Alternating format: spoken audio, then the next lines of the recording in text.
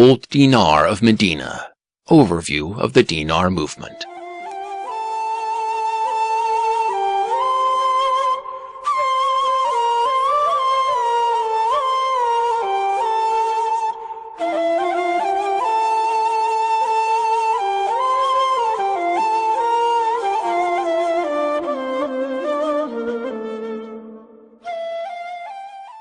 It sounds hard to believe that this tiny piece of metal holds the key to the economic well-being and financial freedom of millions and millions of Muslims around the world.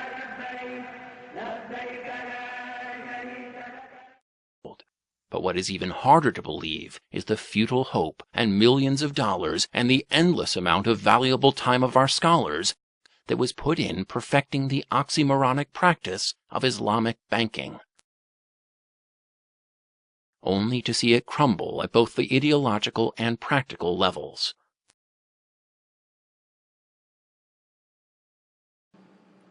I was recently witness to a meeting between many of the leading Islamic finance scholars. They were discussing a particular Islamic finance product. The product itself sought to copy the effects of a conventional financial derivative. Upon looking at the product structure, one of the scholars, considered by many as the leading mufti of the Islamic finance industry, went on to say, "Ila mata wa ila aina?" For how long will we continue in this direction, and where are we headed? He also went on to say that the Islamic finance industry has become a complete imitation of its conventional counterpart.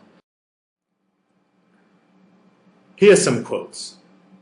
Saleh Kamal, the founder of the Dala Al-Baraka Group, in his acceptance speech for the IDB Bank Prize in 1996, went on to say, "I tell you truthfully and without pretense that we went beyond choosing the bank label in Islamic banking to the point of adopting its central essence. Consequently, we failed to give our financial institutions any characteristics beyond simple financial intermediation. This has now been accomplished through Islamic Banks' favorite investment modes that are essentially a hybrid between loans and investments, a hybrid which carries most of the characteristics of usurious loans." Mufti Taqi in his paper on Sukuk said, "Undoubtedly, Sharia supervisory boards, academic councils, and legal seminars have given permission to Islamic banks to carry out certain operations that more closely resemble stratagems, legal stratagems, than actual transactions. When I first started working in Islamic finance, I was introduced to terms I had never come across before in my limited studies of the Sharia. I was told of the Sharia plug. What's a Sharia plug? I remember asking. I was given a look of naivety, i.e. I'm obviously a new joiner in the industry. The idea was this is a mechanism of using special techniques we've derived that allow something that would otherwise be haram to be halal. I looked at the person and I said, "But isn't innamal a'malu binniyah? Aren't actions by intentions?" It seemed I was speaking a different language because I was rapidly ignored. Those who are attacking us operate with PhDs in deception. If there are 10 Muslims and they're able to get 6 of them to borrow money and interest from the bank to buy a house or to buy a car or to build an Islamic school, 4 Muslims have resisted. So they're not content until they come and get those 4. وَلَن تَرْضَى عَنْكَ الْيَهُودَ وَلَا النَّصَارَ حَتَّى تَتَّبِيَ مِلَّتَهُمْ. They want to get the other 4 now. The ones who want to remain faithful to Allah and His Messenger. So how do they get them? They get them with something called an Islamic bank. Yes, an Islamic bank. Guess what the Islamic bank does?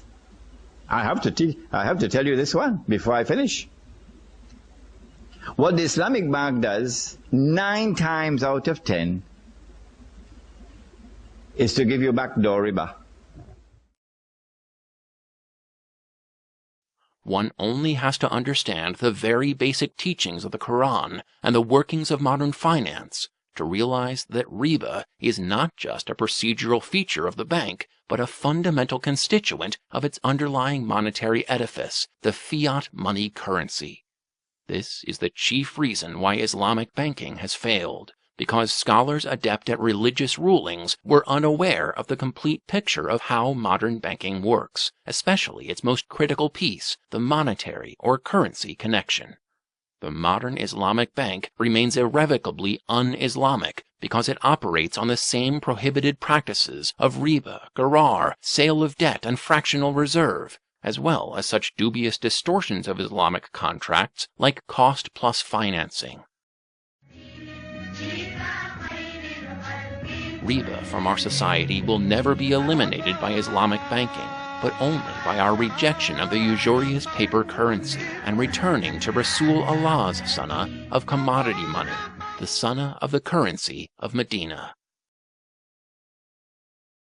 This is the story of that small piece of metal that passed through the blessed hands of the Holy Prophet that is now successfully winning us the war against riba and winning us back our right and freedom to choose how we conduct our business after centuries of monetary enslavement and deception.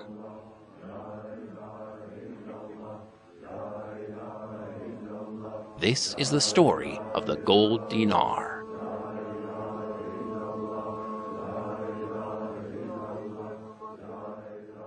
At the surface, the gold dinar is just that, a gold coin, nothing more and nothing less. In this sense too, however, it's significant as being the newest and distinctly Middle Eastern addition to the global lineup of bullion coins. We already had the gold eagle and the buffalo from the United States.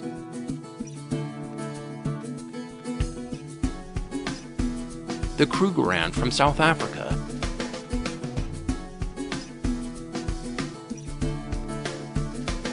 the maple leaf from Canada,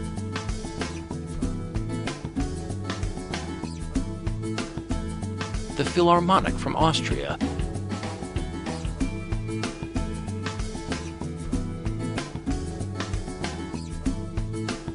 the gold sovereign from Britain,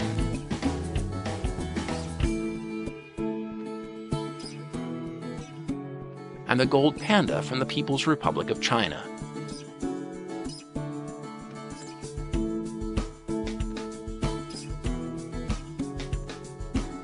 To this mix come the newest entrants to the bullion coins market, the gold dinar and the silver dirham series, unique in being produced under the same standards in multiple countries, including the Arab Emirates, Indonesia, South Africa, and very recently through private mints in the United States. Thus, from its very birth, the gold dinar transcended national boundaries and symbolized the underlying unity of the Islamic Ummah.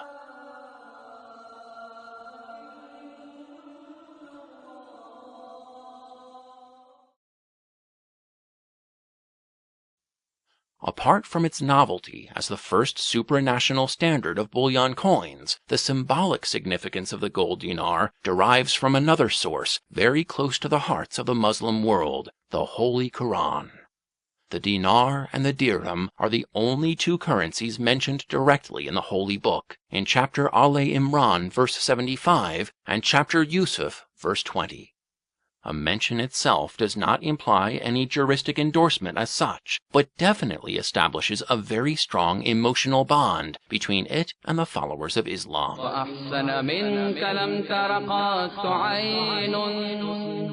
A bond greatly enhanced by the fact that it was the same dinar and the dirham which has passed through the blessed hands of the Holy Prophet Muhammad, peace be upon him, and his companions. It is this dinar which he had earned, spent, and traded. It is this dinar which is his sunnah to use as money. The name dinar was originally taken by the Arabs from the Roman denarius. Similarly, the silver dirham came to the Arab world from the Persians, where its usage had been derived from the earlier Greek coin, drachma. These coins were used in Arabia in 610 AD, when Muhammad bin Abdullah received his first revelation, and thus set in motion a chain of events culminating in the creation of Islam's first model welfare state in the city of Madina. It was this city which, for the first time in world history, demonstrated not only the viability, but the resounding success and practicality of a real-world economic system that operated completely on riba-free, interest-free basis, without any major tax except the zakat, employing kirad and masharaka contracts, and most importantly, using open currencies that settled with near universal consensus to gold dinar and silver dirhams, along with regional staples like dates and wheat. In addition, this model ensured open access for everyone to the marketplace and to all trading and distribution channels without discrimination or undue regulatory hindrances. This small city became the nucleus of an economic marvel of its time that would lead the Arab civilization to become a hub of global economic activity. And the success of this society depended on a single factor, the same factor which is always the only necessary ingredient to real economic progress: increased production and manufacturing, increased agricultural output, and increased trade. All of which became possible because the non-productive avenues of capital appreciation through usury and the usurious system of financial derivatives were shut down, causing capital flow into real productive uses.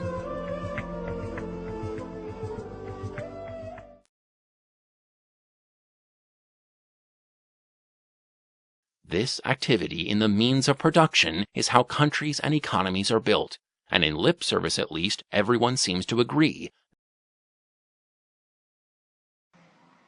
We built this country by making things, by producing goods we could sell. We did it with sweat and effort and innovation. We did it on the assembly line and at the construction site. We did it by investing in the people who built this country from the ground up, the workers, middle-class families, small business owners. We outworked folks, and we out-educated folks, and we out-competed everybody else. That's how we built America.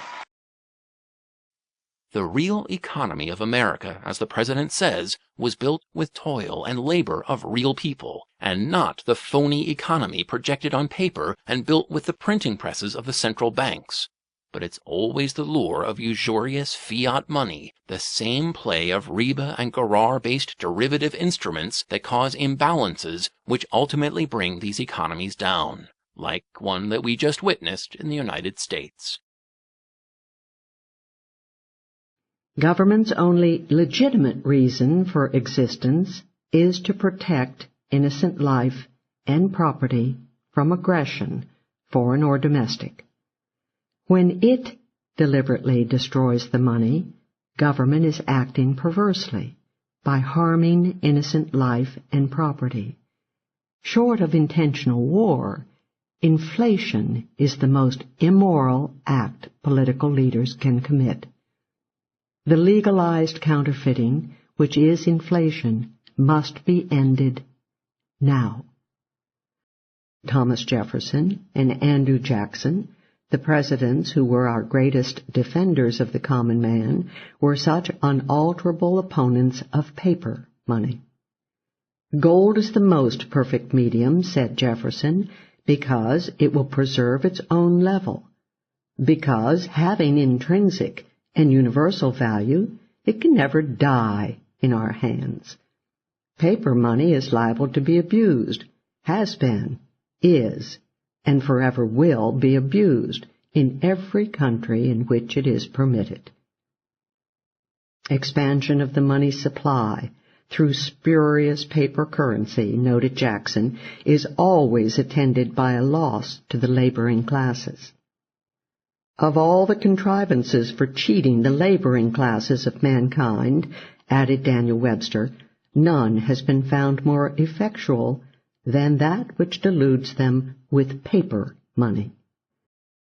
By continuing process of inflation, governments can confiscate, secretly and unobserved, an important part of the wealth of their citizens, says John Maynard Keynes.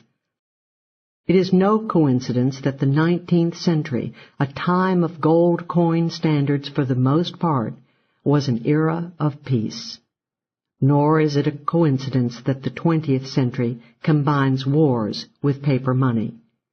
Everyone who believes in freedom must work diligently for sound money, fully redeemable.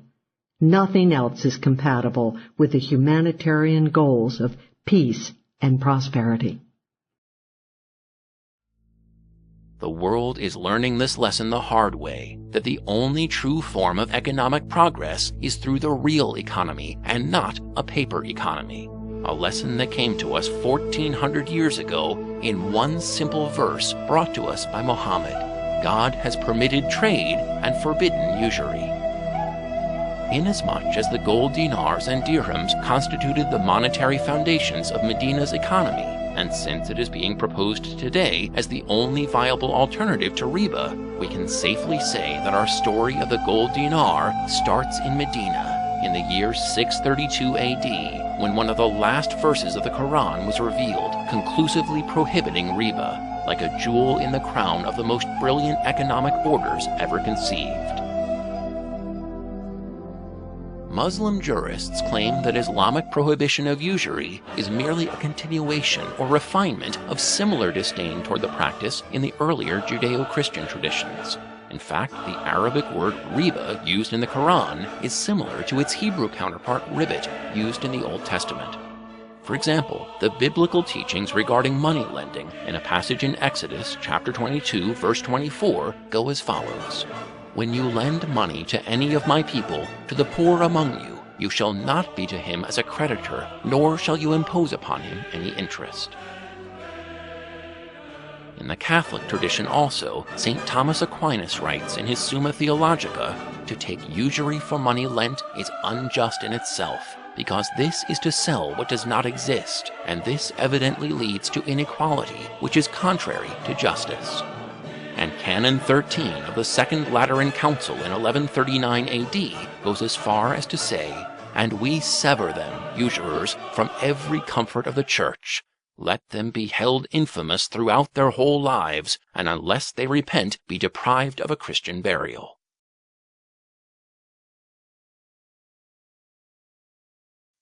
The Quran, however, has been the most explicit and forceful in its prohibition of riba, declaring war against those who persist in taking it, and defining usurers as those who have been driven to insanity by the touch of Satan.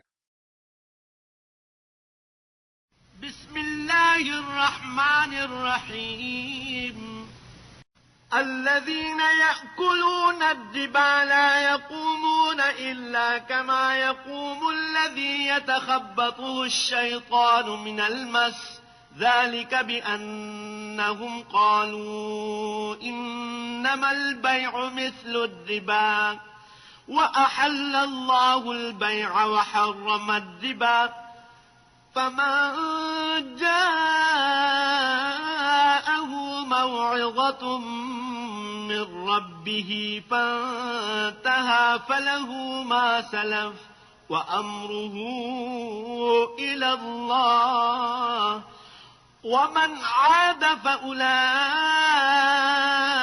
أصحاب النار هم فيها خالدون. Those who swallow usury cannot rise up save as he ariseth whom the devil hath prostrated by his touch. That is because they say, trade is just like usury, whereas Allah permitteth trading and forbiddeth usury.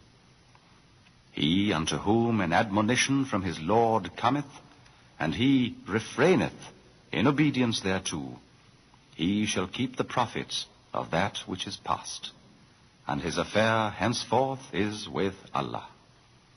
As for him who returneth to usury, such are rightful owners of the fire, they will abide therein. Such a strong stance against usury directly in the Quran and oral traditions of the Prophet is even today allowing Islam to withstand the onslaught of moneylenders who wish to replicate with Islam the success they have had with the Christian Church, which gradually succumbed to their demands by accepting the dubious differentiation between usury and interest.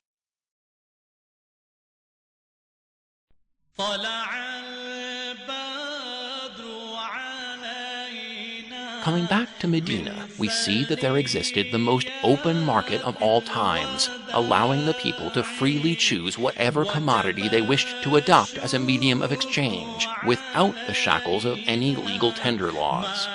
The people, by their free will, galvanized towards a few stable commodities and precious metals, with dates, gold, and silver leading the way.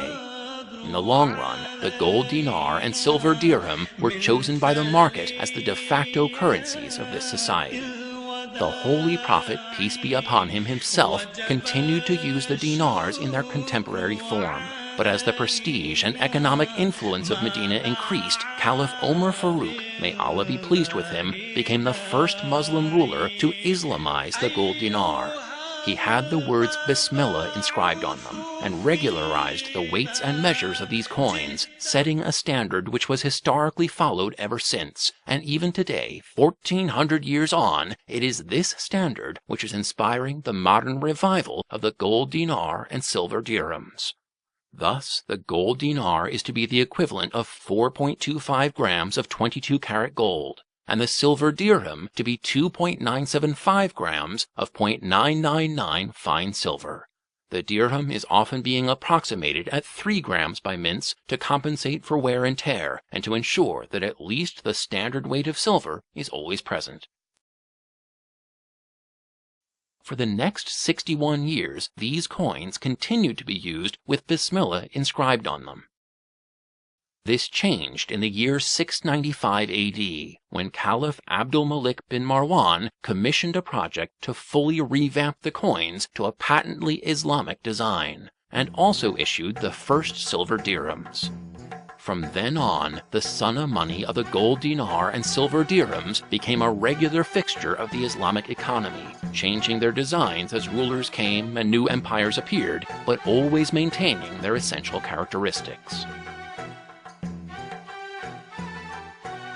This is one of the oldest gold dinars preserved, of the Umayyad Caliph al-Walid of around 88 al-Hijra.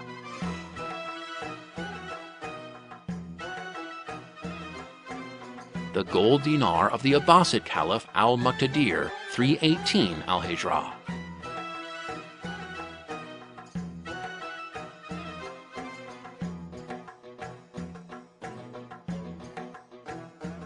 Dinar of the Fatimid Caliph al-Hakim, 399 al-Hijra.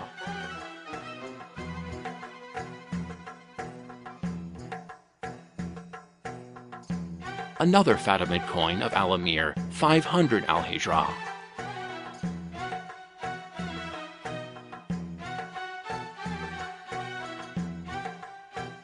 And of course, the gold dinar passed through the hands of the great Muslim general and sultan, the epitome of chivalry and honor,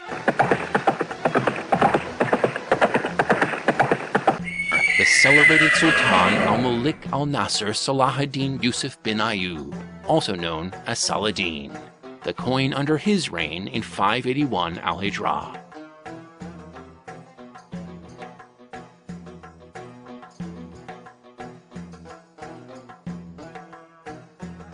And the gold dinar is also intertwined with the history of the great Ottoman Empire, the sublime Osmanli Dawlat. The gold coins of Ottoman Sultan Suleiman the Magnificent, circa 926 al-Hijra, and the Ottoman Sultan Mahmud at 1143 al-Hijra.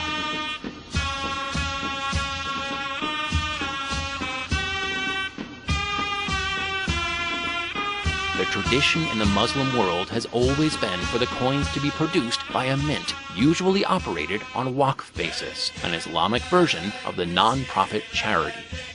All these coins were mandated to be exchangeable one-to-one with those of any other mint, and their weights and quality were overseen by the Qadi or the Amir, possessing executive authority to ensure compliance to standards. This first phase of the Sharia currency of gold dinar coincided in its lifeline with the Islamic Caliphate, both institutions constituting the cornerstones of the Islamic economic and political orders respectively. When the Ottoman Caliphate was disbanded in 1922, it officially ended the existence of the gold dinar as a medium of exchange and currency, to be replaced by the usurious fiat currencies of the Western banking and monetary system.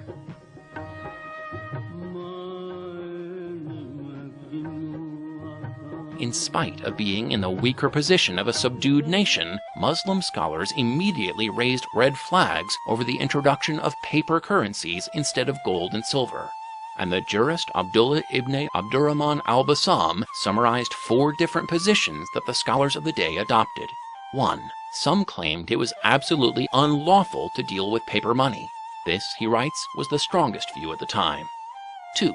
Some said we should deal with it as we deal in gold and silver, because paper money can be replaced with gold on demand. Even if a legitimate position at the time, this view is no longer possible, because redemption of specie has long been discontinued in today's paper money. 3. Some argued that we should deal with it as we deal in commodities, but this position is also not applicable today because of the legal tender laws. And 4. Some jurists said that we should deal with it as we deal in fulus, that is, discounted from the Sharia definition of mal. It is interesting to note that it is the lingering effect of this position that many people in the Indian subcontinent and abroad shy away from buying gold because there is zakat to be paid in gold, but not on paper. Treatment as fulus is also not possible anymore because of legal tender laws, requiring them to be treated as wealth, which fulus traditionally was not. It is abundantly clear that with one position totally rejecting paper money and 3 others accepting them on conditions none of which are true anymore, fiat money had practically been rejected wholesale by early Sharia scholars who were confronted with the problem. By the time when most of the Muslim world regained independence around the mid-20th century, the politics of colonialism and incapacity of enslavement had so firmly embedded the fiat currency infrastructure in our economies that it was impossible to immediately shut it off en masse. Each Muslim country now featured a central bank, which created fiat paper currencies through a set of patently usurious transactions between the government treasury and central banks, the simplest of which is the discounted sale of debt, which even a freshman in Islamic finance knows to have been prohibited by such eminent scholars like Justice Taqi Usmani of Pakistan. As Muslim scholars set out to develop alternatives to the Western banking system, the task became particularly formidable for lack of any precedents of this kind available from the earlier teachings. Banking was a totally new concept for many scholars. The ulema who understood Sharia did not understand banking, and Muslim financial experts who understood banking were clueless about the Sharia. The resulting reaction was thus the most natural one to be expected in this case, an impulsive attempt to cosmetically Islamize banking without realizing the underlying currency connection. Modern monetary structure is based on usury and the dictatorial legal tender laws, both prohibited in Islam. Islamic banking is thus as oxymoronic of a term as an Islamic terrorist, there being no possibility of either of them being Islamic, unless the bank completely overhauls its operations to drop usury from all aspects, including the currency it deals with.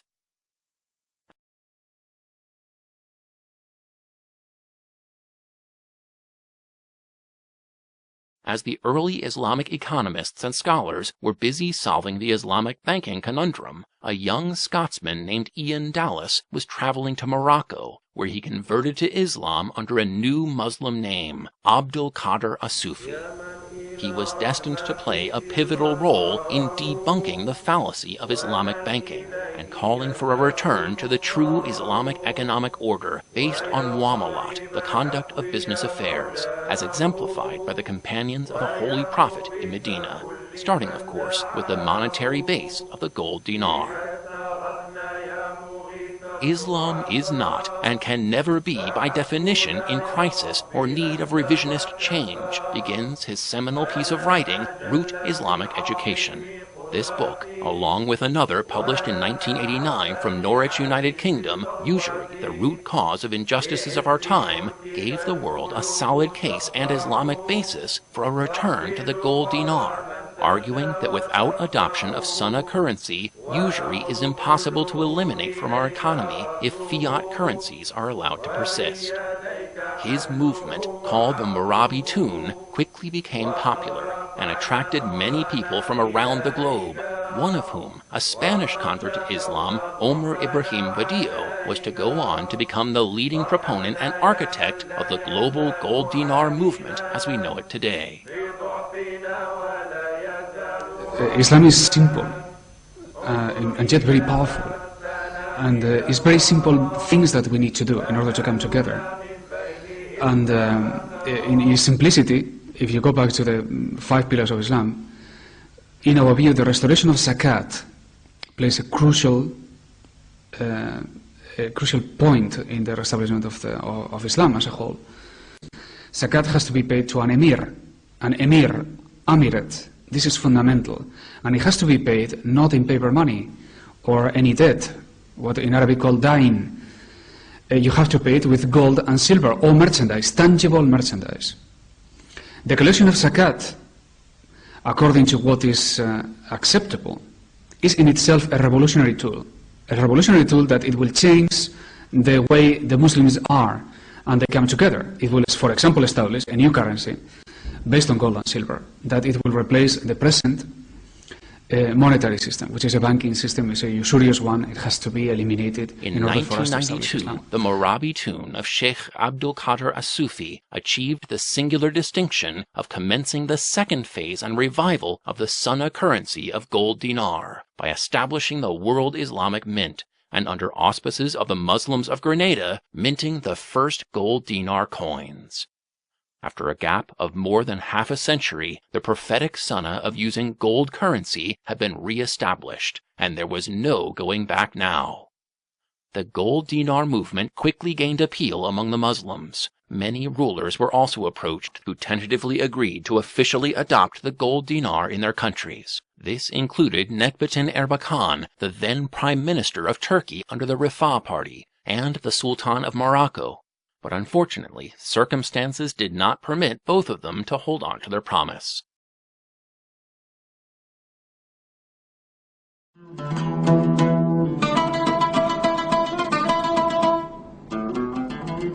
In the meantime, in 1995, the first gold dinar coins had by now hit the streets of Malaysia, and people at the grassroots level had started adopting them for savings and trade. A whole literature gradually developed on the dinar economy, beginning with Omar Ibrahim Vadio's publication of The Return of the Gold Dinar from Cape Town, South Africa.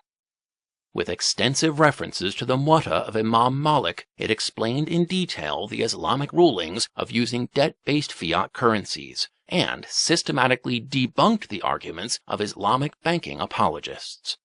In the following year, Omar Ibrahim had a landmark meeting with President Mahathir Mohamad of Malaysia and presented to him his white paper on the gold economy. As Omar Ibrahim was compiling his case based on Sharia law, many Western and secular economists themselves independently arrived at the same conclusions as we had learned from the Quran and Sunnah: the beneficial effects to economic stability and growth by adopting commodity money. Known in the academic world as the Austrian School of Economics, it featured leading proponents like Ludwig von Mises and the Nobel laureate in economics Friedrich Hayek. The Austrian School has since then systematically debunked many of the false objections and mistaken myths that are raised so often against gold and silver currencies, very often by indoctrinated finance students or those with a vested interest in the current riba-based system. As the dinar movement gained momentum, President Mahathir Mohamad of Malaysia became one of its most high-profile proponents. Unable to institute the recommended changes during his office, he still continues to attend seminars and express his support for the movement, including being the guest of honor at the first World Riba Conference in 2010.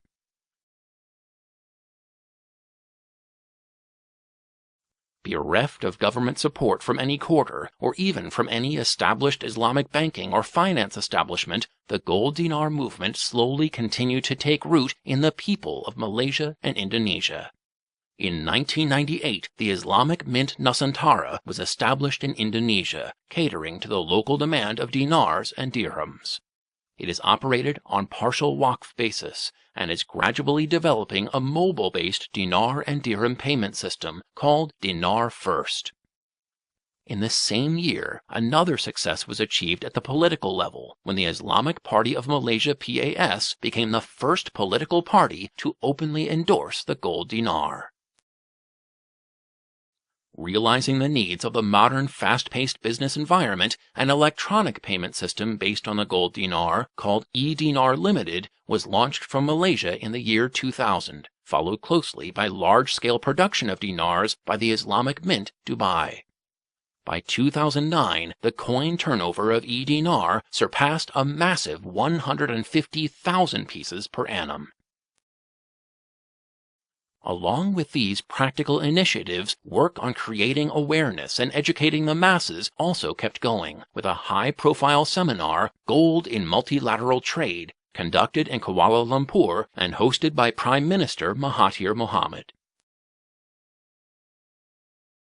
I propose the gold dinar. Today's settlement of international trade is through the US dollar. The US dollar has got no value whatsoever. It has no backing, it has no reserves, it has no gold. But we accept it as if it has some also value. minted its first batch of gold dinars in 2003, and the Far East quickly became the hub of all gold dinar activity at that time, with the University Sans Malaysia in Penang setting up a dedicated gold dinar research group representing academic recognition of the dinar movement, followed by widespread publications. The dinar movement was also strongly endorsed by many eminent ulema and religious scholars, most notable being Sheikh Imran Hussain. And so the two things which are common are, number one, all six were used as money. And number two, in every case, the money had intrinsic value. Welcome, brothers and sisters, to Sunnah money. You never heard of it before. You heard about the Sunnah, the bed. You heard about Sunnah, Salat. But you never heard about Sunnah money before. First time. What is Sunnah money? Sunnah money is either precious metals or commodities. And Sunnah money is money which has intrinsic value. I leave behind me two things. So long as you hold on to them, you will never go astray. The Book of Allah and my Sunnah. And this is also his Sunnah. And we've abandoned it today. This is riba. We will explain to you how it is riba. But wait a minute. This money, which is Sunnah money, is it also in the Quran? I mean, did we abandon the Quran as well? Oh, that would be terrible. So let's go to the Quran and see. When Yusuf alayhi salam was in the well, Surah Yusuf, وَشَرَوْهُ بِثَمَنٍ بَخْسٍ دَرَاهِمَ مَعْدُودَةٍ. And they sold him for a few measly dirhams. What is this word dirham? A dirham is a silver coin, precious metals. And then there is this ayah also in the Quran, in Surah Ali Imran. وَمِنْهُمْ مَنْ تَأْمَنْهُ بِدِينَارٍ لَا يُؤَدِّهِ إِلَيْكَ. But amongst them there are those who, if you give him a dinar, a gold coin,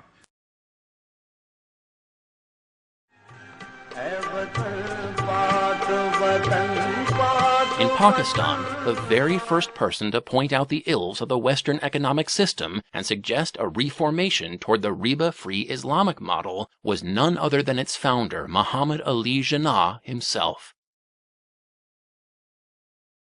Let us on this day humbly thank God for His bounty and pray that we might be able to prove in that we are 1948, worthy of. at the most befitting occasion of the inauguration ceremony of the State Bank of Pakistan, he said, "I shall watch with keenness the work of your research organization in evolving banking practices compatible with Islamic ideals of social and economic life.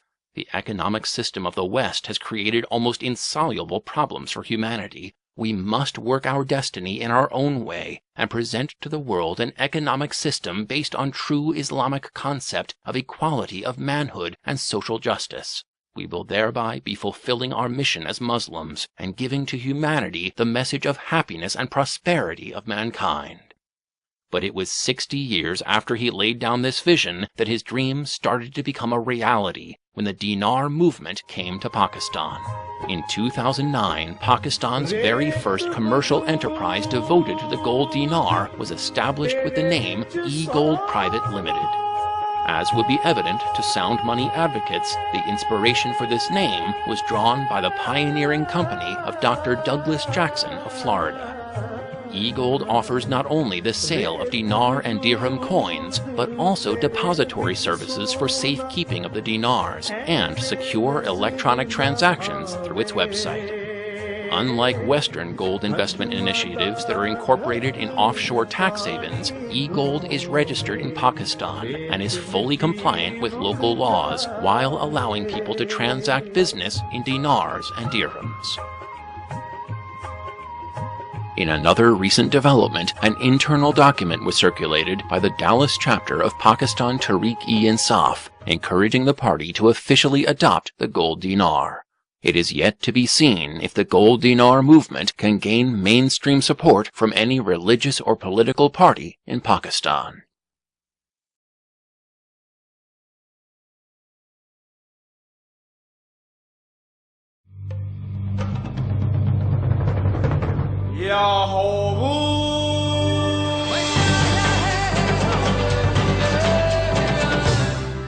Indonesia, however, became the de facto capital of the dinar movement, where the movement's founder and chief architect, Omar Ibrahim, established the Wakala Induk Nusantara, the central body for dinar and dirham distribution, working under the auspices of the World Islamic Mint.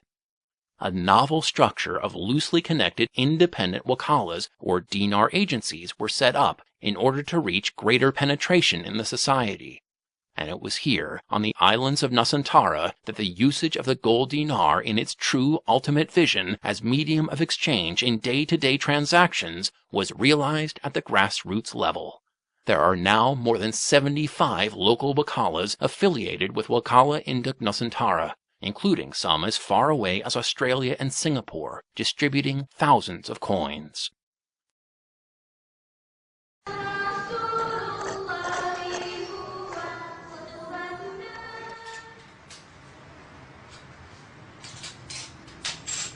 It's hard to get an exact figure at the moment, but in the last 10 years, probably it's more than 50,000 coins has been distributed. There is an equality of exchange, equal to equal. In other words, it can only be met by exchanging commodity with commodity.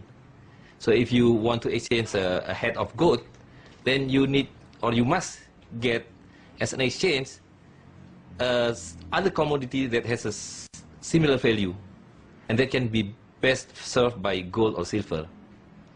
Paper money doesn't serve that equality, because one party lose an asset, let's say a head of gold, and the other party just get a piece of paper which has no value.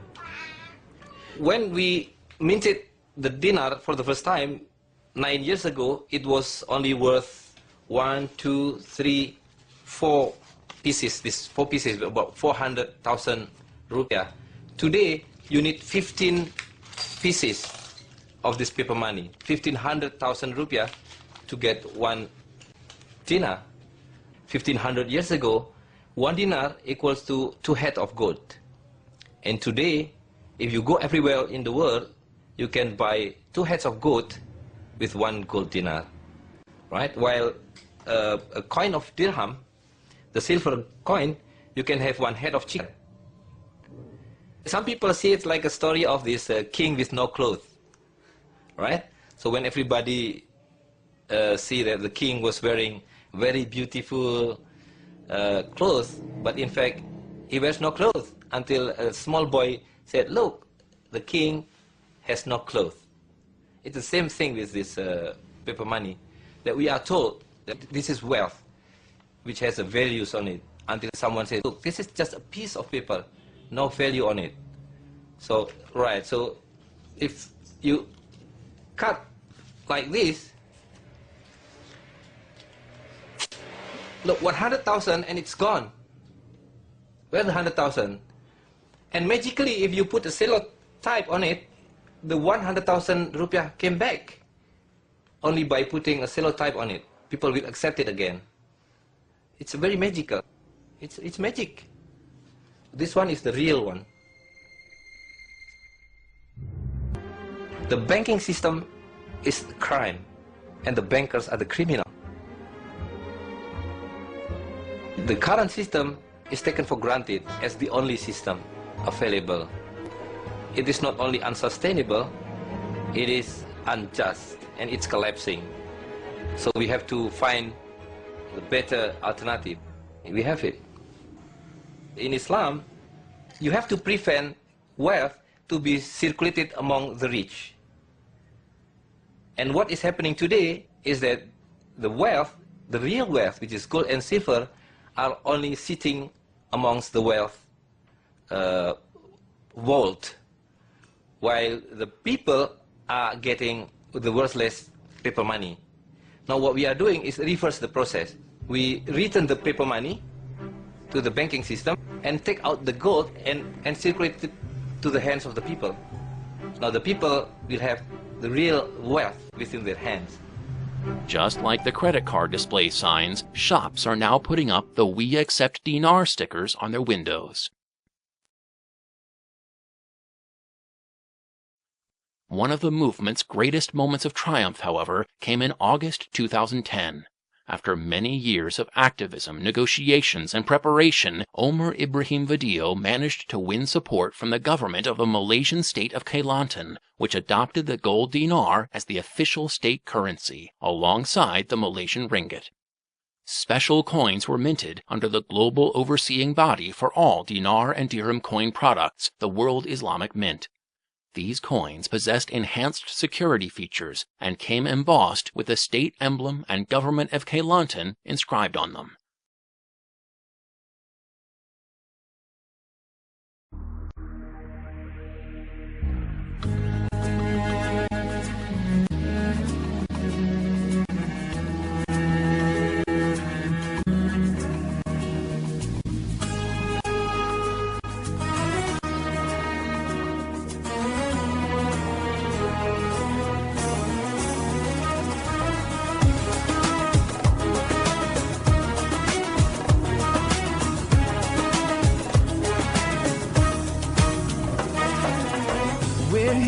This special day, our hearts are full of pleasure. A day that brings the two of you close together. We're gathered here to celebrate a moment you'll always treasure. We ask Allah to make your love last forever. Let's raise our hands and make dua like the Prophet taught us.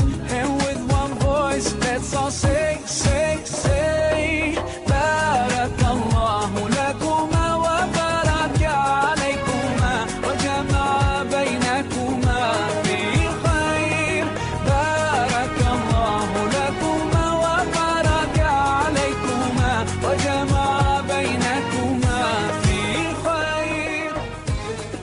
In its launching ceremony, for the first time after many decades, zakat was again distributed by a Muslim government in Sharia currency, and state employees were given the option to receive a percentage of their salaries in the gold dinar. Let's raise our hands and make dua like the Prophet taught us. And with one voice, let's all say, say, say, Barakallahu lakuma wa baraka alaykuma wa jama'a baynakuma fi khair.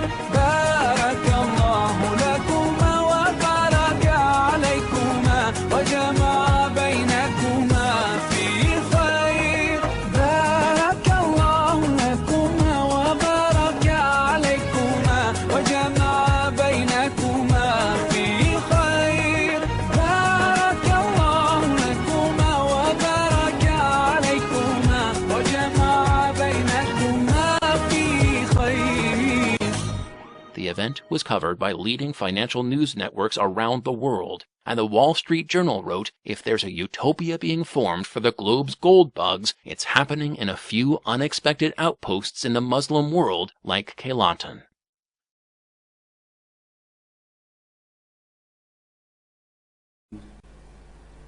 Ladies and gentlemen, we are in a great occasion, in an historical moment when the dinar and the dirham of Islam, known as the Sharia currency, is going to again be used in Muslim lands. From the beginning of Islam until the end of the Caliphate, the currency of Islam consisted of gold and silver coins, known to us as the dinar and the dirham. Their weight is known, and the standards are established by Omar ibn al-Khattab. That is the weight of the mithqal for the dinar, and the weight of 7/10 of the mithqal for the dirham. Because Allah subhanahu wa ta'ala mentions the dinar and He mentions the dirham in Quran, our ulama have known these two coins as the Sharia currency. 1,000 shops today accept dinar and dirham in the city of Kota Baru.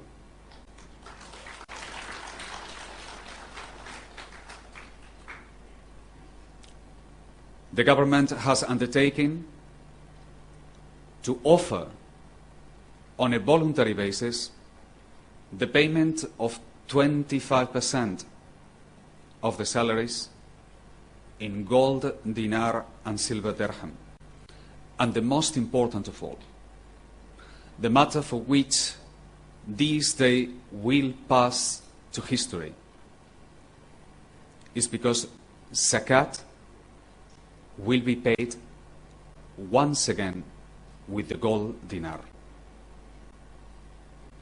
As you know, zakat must be paid in ayn. Ayn means tangible merchandise, like rice, like gold, like silver. And it cannot be paid using any debt or liabilities. By bringing the gold dinar and paying the zakat with gold dinar, we are bringing back again the sunnah of paying the zakat using the gold dinar and the silver dirham of the Sharia. And this event is an event that it will be heard throughout all the Muslim world, because the dinar and the dirham is not only the currency of Kelantan. The dinar and the dirham is the currency of all the ummah. In Kota Baru, as well as in Jakarta, as it is in Medina or Mecca, in Karachi or Rabat, one gold coin, one gold dinar is the same. And in the same way that the euro represents the currency of the European Union, the gold dinar and the silver dirham represent the union. The Kelantan launch created a domino effect in the region, with the Sultan of Sulu expressing his own interest to follow suit.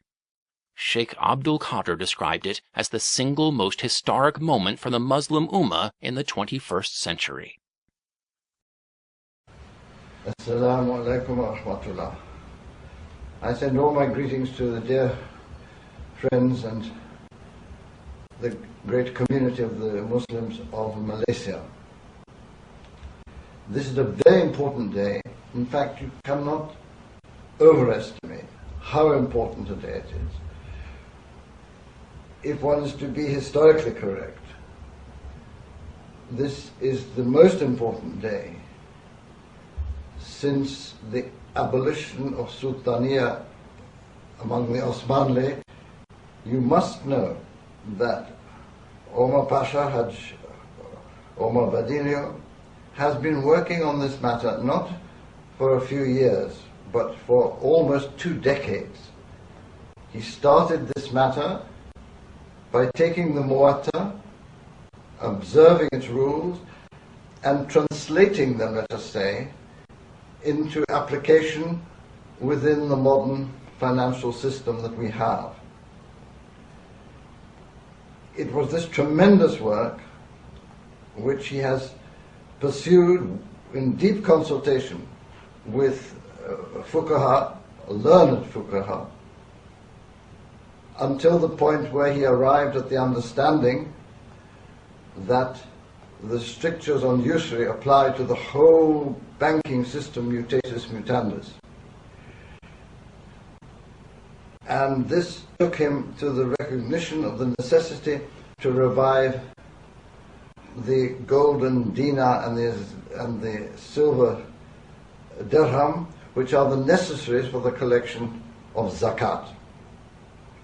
Now, the decision of the government of Kelantan, working with Omar Pasha as their financial advisor and guide and designer, this historical day has arrived. You must understand that this is the first time that a Muslim state has decreed the minting of what is the sunnah and also the practical solution to the disaster of finance capitalism, which is presently engulfed the whole world.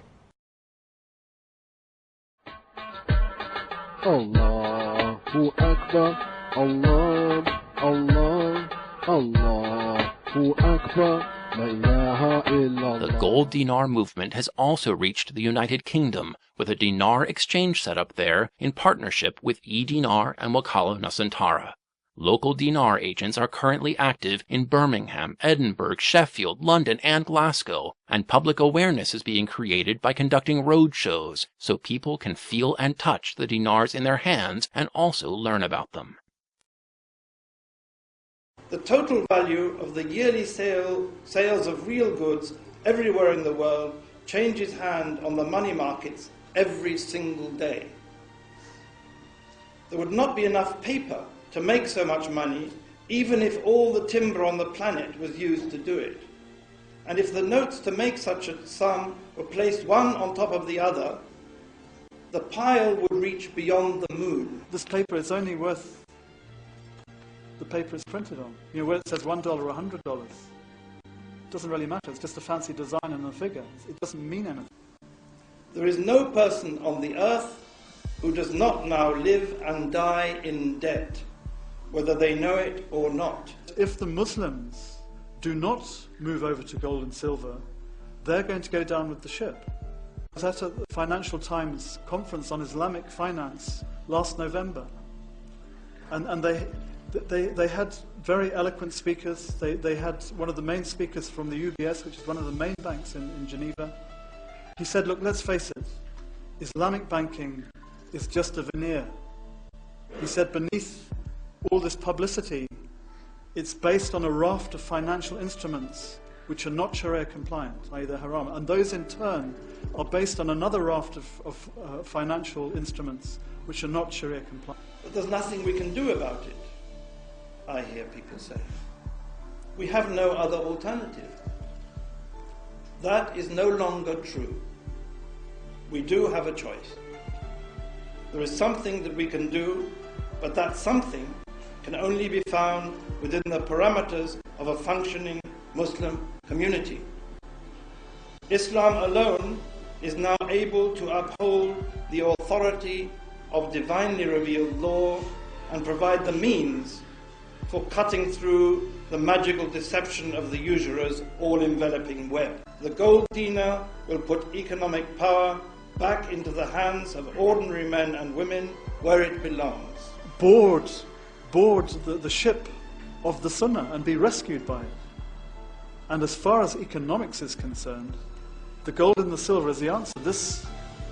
This gold dinar is the answer. This silver dirham is the answer.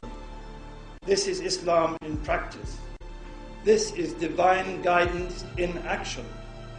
What you see is what you get. These were minted back in the last century, back in about 1995, I think. At that time, this gold dinar you could buy for £35. Now, if I want to sell it, it's £135. Allah says in the Quran, Allah and His Messenger have made war on riba. Now, who has won any war against Allah and His Messenger? No one. No one has won that war. Whatever war you're talking of, Allah and His Messenger have always been victorious. If they hadn't been victorious, we wouldn't be sitting here today. So this thing is not going to happen overnight, but it requires our participation and it requires urgent action. So on a step-by-step basis, what in fact needs to happen is that there needs to be availability of gold and silver from city to city, town by town, in the whole of the United Kingdom, so that we have the availability of people that can transact and they can exchange their paper, their worthless paper, into valuable gold and silver, which is protected by time.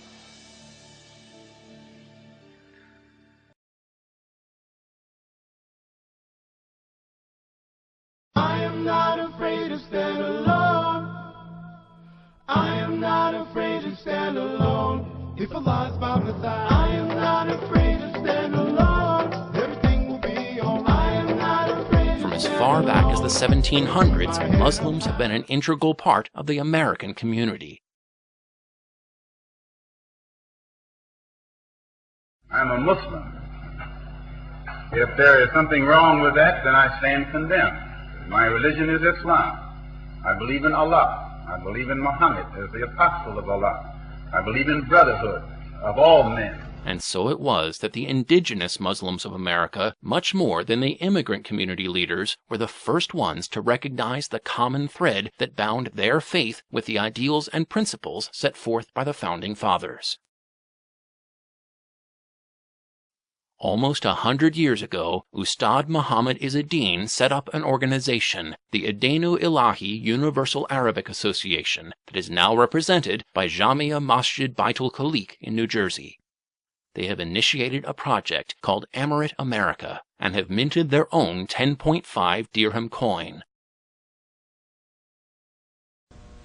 Emirate America is to be established to incorporate and to unambiguously reflect an ideal Islamic society without extremism.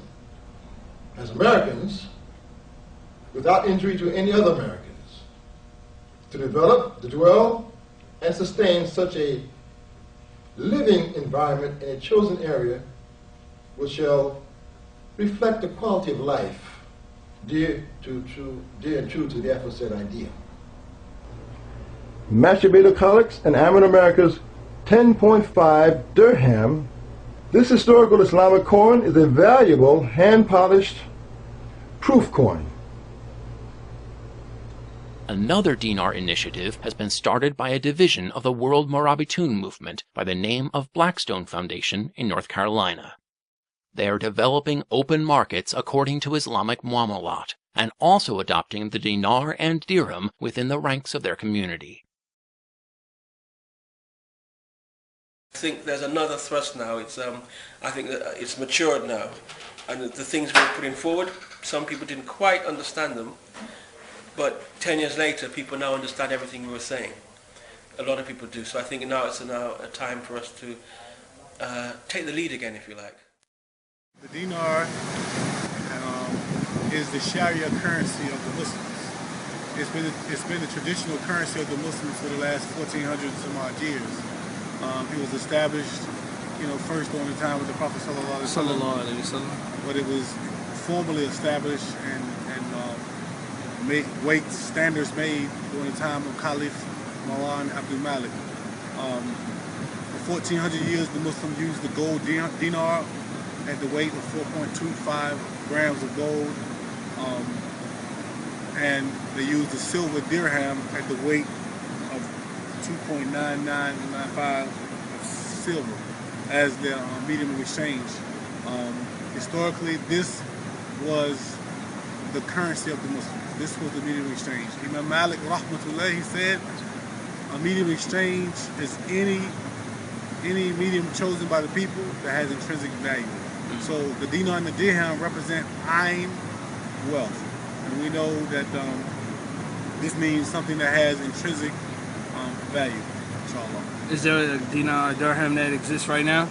Yes, we have several different mints throughout the world that are minting and circulating and using the dinar and dirham.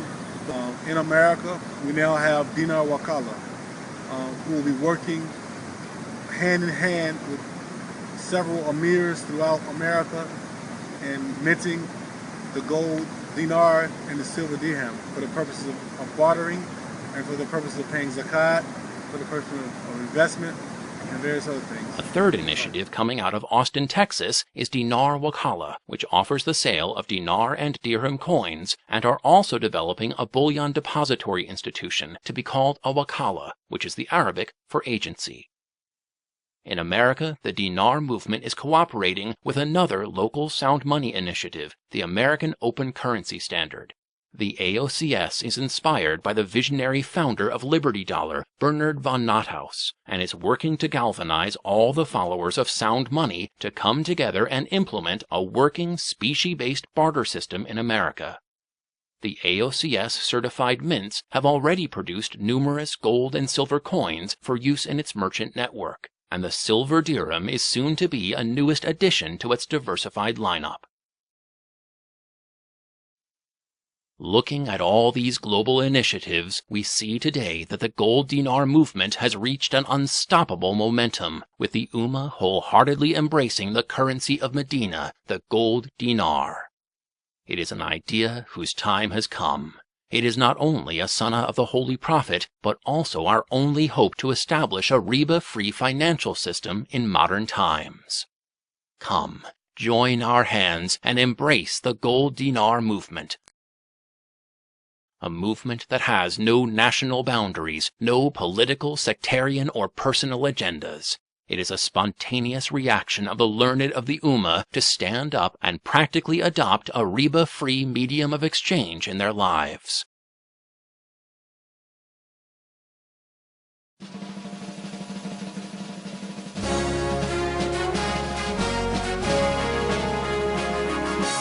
The freedom and ability to use gold and silver as a medium of exchange is your basic religious and human right.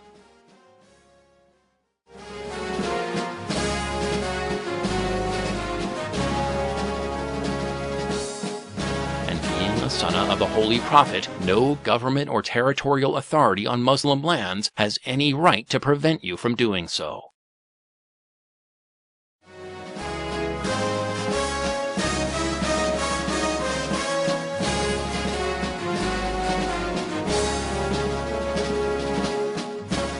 The decision to discard usury and adopt the Islamic Gold Dinar is now in your hands alone. Choose wisely. Choose Allah and His Book. Choose the Sunnah of the Prophet. Choose the Gold Dinar. And let those who are working to revive it rejoice in the blessed words of the Holy Prophet, Sallallahu Alaihi Wasallam. Whoever revives an aspect of my sunnah after it has been abandoned, he will have a reward equivalent to that of the people who follow him, without detracting in the least from their reward.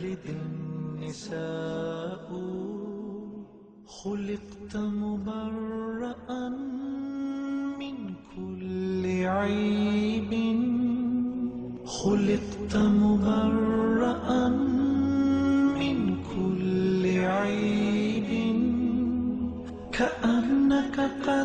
خلقت كما تشاء وأحسن منك لم تر قط عيني